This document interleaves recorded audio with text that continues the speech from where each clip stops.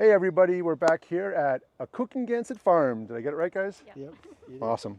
All right, and what we're going to do is we're going to review some different varieties of PawPaws and cultivars, I believe is the correct term, yeah? Cultivated varieties. Okay. So we are going to start off with the Atwood variety. So what we're going to do is we're going to cut one open, take a look inside. Tim is going to describe what the flavors are supposed to be like, and then I'm going to give it a shot and see how it goes.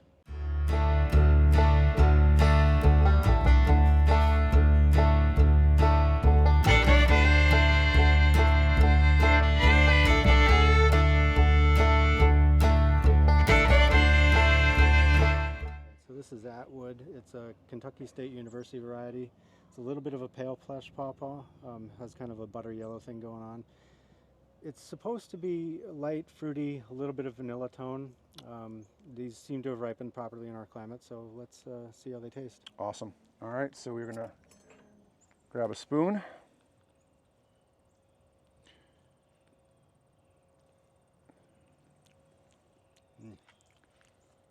That one's good. I like Atwood a lot. Nice and smooth. Oh, wow. Nice and smooth.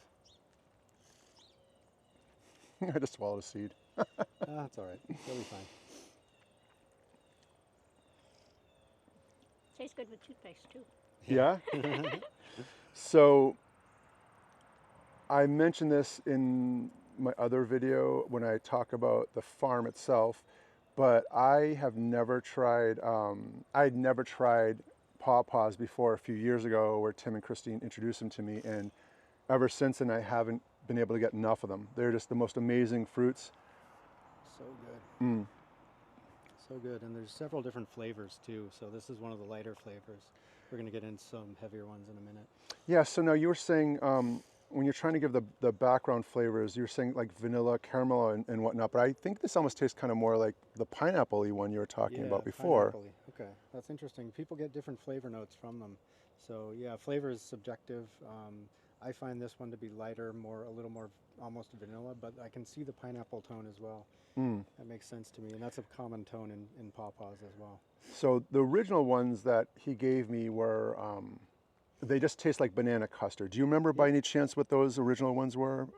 This is like maybe 5 years ago or so. I'm not sure, but banana custard is kind of the backbone of PawPaw's indigenous flavor. So, you know, it makes sense that you would have had a more banana flavored one, but a lot of these cultivars are raising the bar in terms of the more fruity aspects of the PawPaw's flavor. So I don't know if you can get a good shot of this, but basically what you're looking at here, and for those of people who have never had PawPaws or tried them before, it's got like a custard or like flan-like consistency, but cold, which is really interesting. And again, the first ones I tried tasted like banana pudding. And then, as we've mentioned, there's over 30 varieties here. So they all have different tones and different flavors. Yep. Atwood definitely is by far one of my favorite ones I've tasted so far. It's amazing. Now you're saying this is from University of Kentucky? Yeah, Kentucky State University bred this. They released it in 2009, so it's been around a little while. It's definitely one of the better flavors, and it's a very productive tree too. It makes a lot of fruit, so never short on fruit if you have one. Nice. And a lot of big fruit too. A lot of big fruits too. This is towards the end of the season though. Yeah. So yeah, actually we caught a really nice day. I think we have some 70-degree weather ahead of us, which is kind of nice. We've been in the 30s in the morning, so it's been a nice treat. Anyway, so my review for the cultivar in general, Atwood, out of all the ones I've tried so far, and we have actually several coming up in the next segments, Atwood is by far my favorite. This one here tasted, like I said, a little bit more pineapple-y. I have actually tried these before, in full disclosure.